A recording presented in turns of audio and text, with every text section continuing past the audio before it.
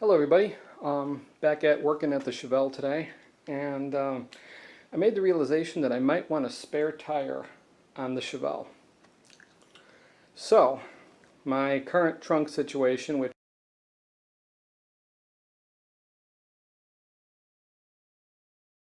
is what you're looking at right there, the little white panels with the blue inserts, the back, it won't actually fit a spare tire. So what are my options? I could try to make it fit, which is possible, or I can make a whole new trunk enclosure using my first set as a template. So that's what I'm going to do. And what am I going to use? I'm going to use steel. So there is my steel panel.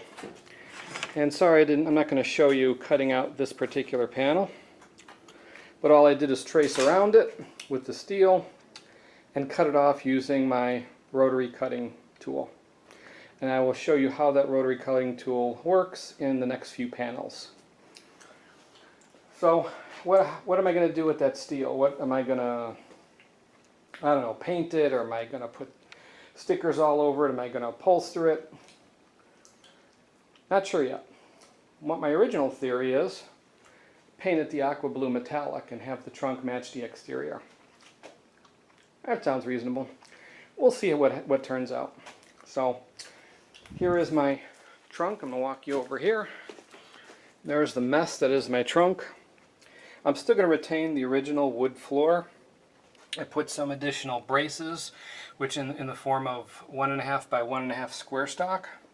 And I'm going to either clamp it in place and then hide the clamps with the panels, or I will drill bolts through it. I like the idea of clamps because then I could take this whole thing out in a matter of minutes and just have it look like a stock trunk. I got this panel kind of rough cut, and this is the back panel right here. This is where the trunk lid opens. I think that the blue is a little too loud. That's another reason I want to change it. And then this vinyl, it's a little too light. It dings up easily if I put tools in the trunk, whatever. And this is the opening for the trunk latch. And that fits into the trunk really nice. So I'm going to trace this out onto this piece of steel. I'm going to cut it out with the rotary tool, and I'll show you how I do it.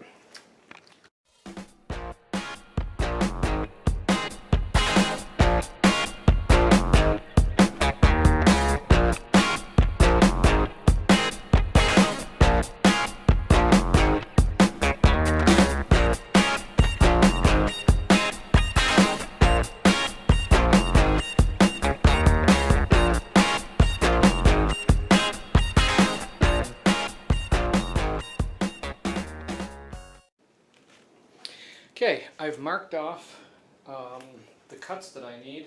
Now it's time to cut. What am I going to use to cut? Well, I got two tools.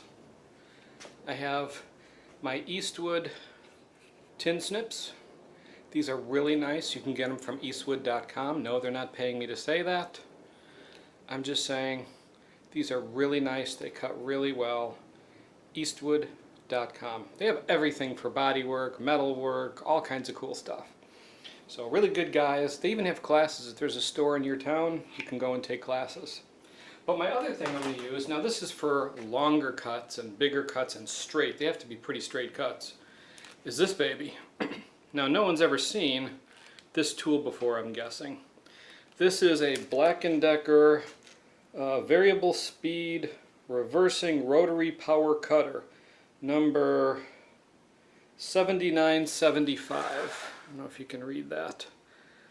Now this tool came out in the 70s. My dad got it as a present from my mom for Christmas or birthday or something.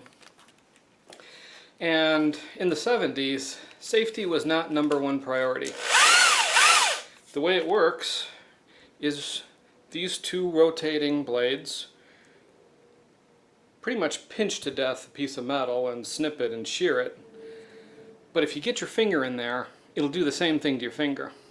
So when you're working with this, be really careful. If you have one, this will lop off a finger, no problem. So anyway, so now I've got my metal lines cut. You can't really see that, but I do have lines cut. And I use this. This is not really great for doing angle cuts and going around. It's good for big cuts and straight cuts. So the first cut I need to do is kind of an angle cut.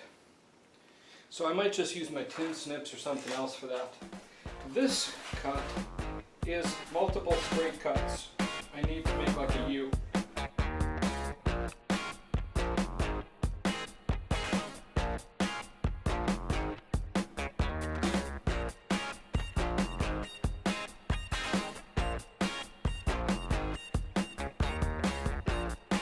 And I have to cut this whole length, and that's just what this tool really does well. It'll cut this whole length with just a little bit of overlap on the end.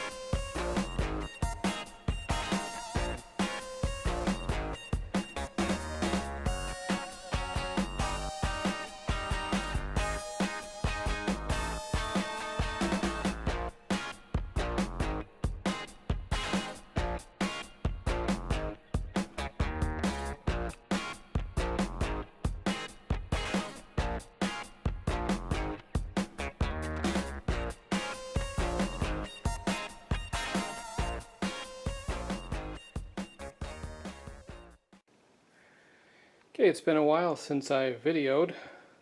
Kind of been working hard on this trunk, and as you can see, I'm close to done.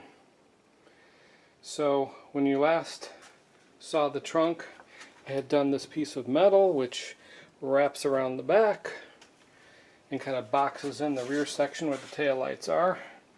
And it's now painted the body color of the car, aqua blue metallic. And there's some screws here that hold that down. And there's a piece of metal that connects this trunk to the bottom, and then that piece of metal holds up and supports this section right here. I can't take it apart right now to show you, but I wanted to do a quick update video. Here's the back panel. Right there, again, aqua blue metallic. Around each panel I have some door edge molding. It's like plastic so you don't scrape up your doors. It also goes around the bottom.